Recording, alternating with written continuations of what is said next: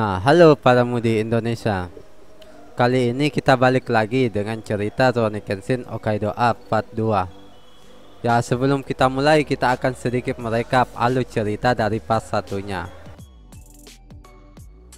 Kenshin dan Kaoru menemukan fakta bahwa ayah dari Kaoru masih hidup dan berada di Hokkaido.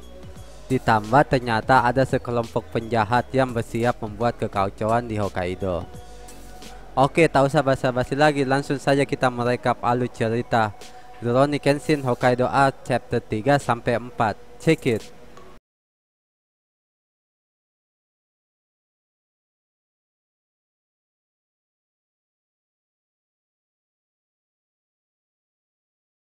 Kenshin dan Kaoru akan pergi ke Hokkaido untuk mencari ayahnya. Tapi Kaoru masih khawatir dengan Kenshin. Dalam 6 bulan terakhir stamina-nya banyak menurun tuh. Sewaktu melawan Ashitaro dan petinggi Shishio, Kenshin langsung mengakhiri pertarungan dengan hanya 1 kali serangan. Apakah karena Kenshin betul-betul kuat atau bukti tubuhnya semakin lemah dan harus mengakhiri semuanya dalam sekali serang? Nah, Yahiko pun berniat untuk menghadapi Kenshin untuk mengetahui kekuatannya saat ini. Karena saat ini di Tokyo yang bisa menghadapi Kenshin adalah dirinya. Kaoru pun sempat menolak ide Yahiko, tapi karena bujukan Kenshin akhirnya Kaoru mengizinkannya dan menyarankan agar mereka jangan terlalu bersemangat sampai terluka. Akhirnya mereka berdua bertarung di sebuah hutan. Pertarungan Kenshin dan Yahiko berlangsung sengit. Kenshin yang belum mengeluarkan kemampuan terbaiknya, Yahiko meminta Kenshin untuk menganggapnya sebagai penjahat yang harus dikalahkan. Tapi Kenshin tak bisa menganggap Yahiko sebagai penjahat bagaimanapun caranya, dan menganggap Yahiko sebagai seorang samurai yang mendedikasikan hidupnya untuk pedang. Dan pada akhirnya Kenshin berhasil untuk mengalahkan Yahiko. Dari pertarungan itu, Yahiko menyimpulkan bahwa walaupun stamina Kenshin sudah banyak menurun, tapi kekuatannya masih sama seperti yang dulu. Di akhir pertarungan, Yahiko mengembalikan pedang Sakabato kepada Kenshin. Kenshin lalu berlatih menggunakan Sakabatonya. Tapi tubuh Kenshin sudah tak sanggup menahan kekuatan dari Sakabato miliknya. Kenshin berkata kepada Sakabatonya bahwa kebersamaannya dengan pedang itu tak akan berlangsung lama.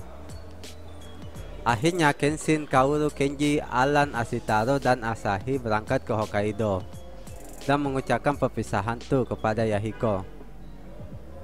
Yahiko pun akhirnya pulang ke dojo. 18 tahun setelah era Meiji berakhir, peradaban berkembang dengan sangat pesat. Beberapa waktu yang lalu pedang adalah barang yang sangat berharga. Tapi di masa depan pengguna pedang perlahan-lahan menghilang, cerutuh Yahiko dalam hatinya. Yahiko lalu pulang ke dojo Kamiya Kashin dan bertemu dengan Tsubame di sana. Kaoru berpesan pada Tsubame untuk menolong Yahiko mengurus dojonya.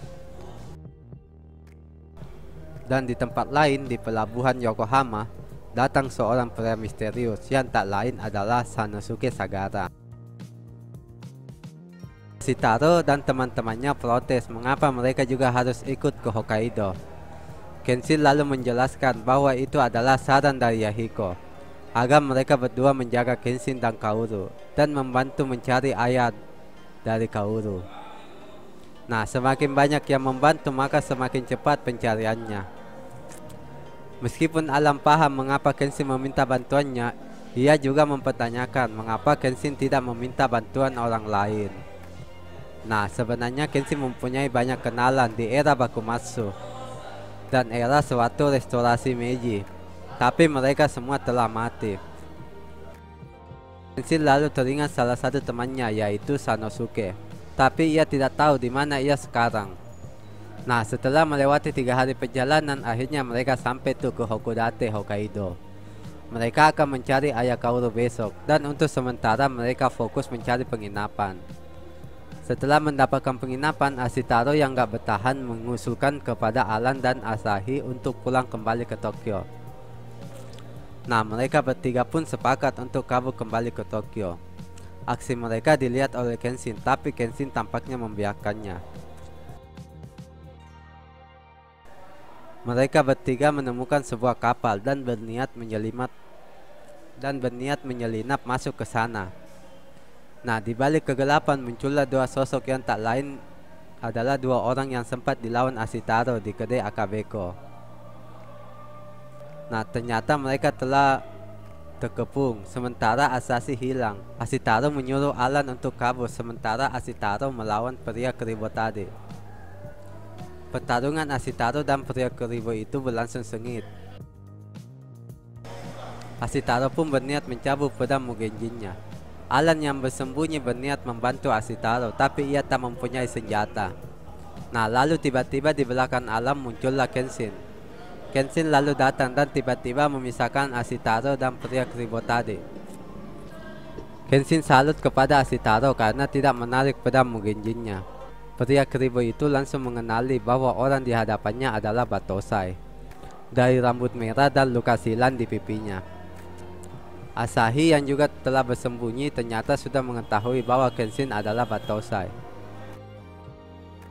Pria keribo tadi dan beberapa pasukannya berniat membunuh Ashitaro dan Kenshin. Lalu tiba-tiba muncullah sosok lain yang membantu Kenshin dan Ashitaro, yang ternyata ia adalah Sanosuke. Pria keribo itu yang baru diketahui bernama Sako lalu tiba-tiba menantang Sano untuk duel. Tapi nenek-nenek yang bersama Sako meminta Sako untuk mundur. Mereka berdua pun hilang tanpa jejak. Nah, setelah 5 tahun akhirnya Kenshin bertemu lagi dengan Sanosuke. Walaupun gak enak karena baru bertemu, Kenshin meminta tolong kepada Sano untuk menolongnya mencari ayah Kaoru. Tentu saja disetujui oleh Sano.